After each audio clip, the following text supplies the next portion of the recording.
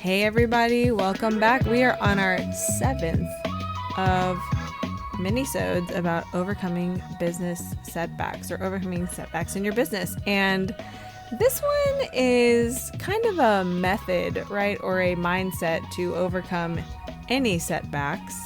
It's not a setback itself, although it is hard to do sometimes, which is accepting responsibility. And I would actually contend that we're talking about taking radical responsibility because we are business owners and everything that falls under the umbrella of the businesses that we created is our responsibility, in my opinion. What about you guys? Do you agree with that or not?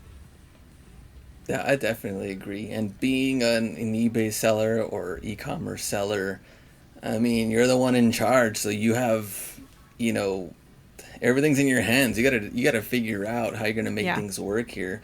I think it's easy to blame. There's like so many things that I've seen sellers blame though, from competition to YouTube videos where people post how to find things and where to find things, and it's making it too easy and everything's going down in value. We can blame the government and president and where things are right now. We could blame the economy and the prices of things. We could blame we already said, well, YouTube's kind of the same social media side, but just with, like, for example, shoes and hype beast stuff that it just came out of nowhere. Now everyone's selling this or everyone's selling that. And so you could blame whoever you want, but in the end, it's up to you and where you're going to take this and where you're going to build your eBay or e-commerce business. Kenny? Yeah.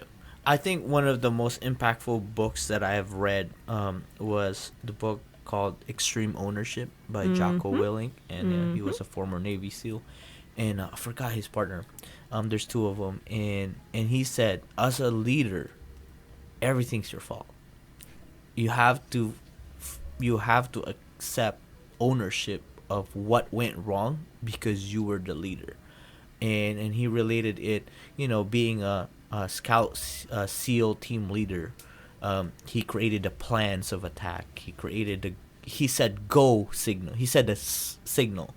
And at the end of the day, as business owners, I've always said this, in the harsh reality when people say, like, oh, I can't believe eBay did this. I can't believe, what has eBay become? I'm like, did you sign a exclusive contract that you can only sell on eBay? I've said that to multiple people through email. Wow. Because I get so annoyed that people would just like, you need to tell them. I was like, yes, I can only tell them so much. At the same time, you need to control what you can control, because these are things that we can't control. Right. And if eBay's not it for you, or this platform is not for you, there are other platforms.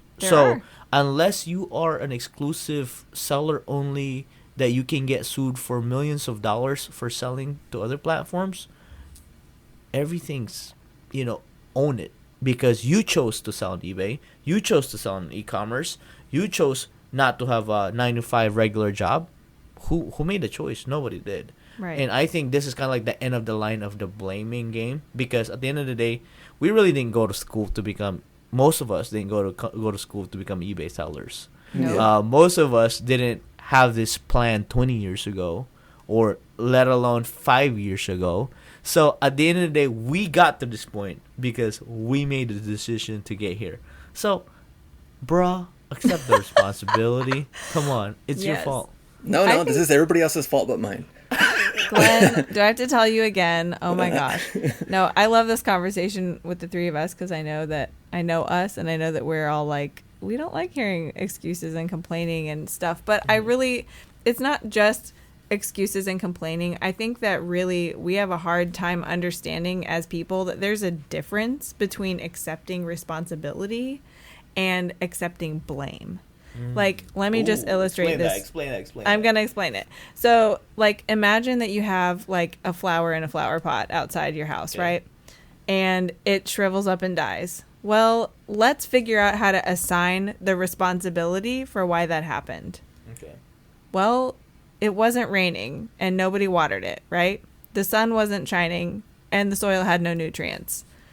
So we could probably look at this situation and go, okay, well, it was some combination of like there was no light, there was no water, there was no nutrients in the soil, right? And we can see that the responsibility lies kind of on all of those things. Right. What would be the point in blaming the sun for not shining? See what I mean? Like, Yeah. there's no reason to take it You there. can't control sun. Yeah. Okay. And like even though people have agency and it's way easier for us to blame other people, right? Right. But there's also many times over trivial things there's no point because we can't control those people's agency. Yeah. They were in control of that and they chose not to do it for whatever reason, but what good is blaming them, you know? I think for understanding how things happened and how to avoid problems in the future, it helps to assign responsibility. Right. But it doesn't help to blame like 99% of the time. And I think too, like we're saying, this is about taking responsibility yourself. And that does not just apply to what's already happened. It's also the responsibility for moving forward. And So- not letting it happen again. Yeah, right. I think Avoiding that's the it. biggest thing. Yeah. Yeah, solving the problems, like that's what's on you. You don't just have to take all of the problems and, you know, make yourself the problem. Like that's Yeah. not what responsibility is about. Yeah. Because unless you take responsibility of this problem, it's going to happen again. Because if you don't accept it, you're not going to make sure that it doesn't happen again. That's right. So accept the responsibility. It's that easy. It's your fault. See you tomorrow. It's your fault. See you tomorrow. It's your fault. Peace. See you tomorrow. I hope that was still in there. It was. You better edit that out.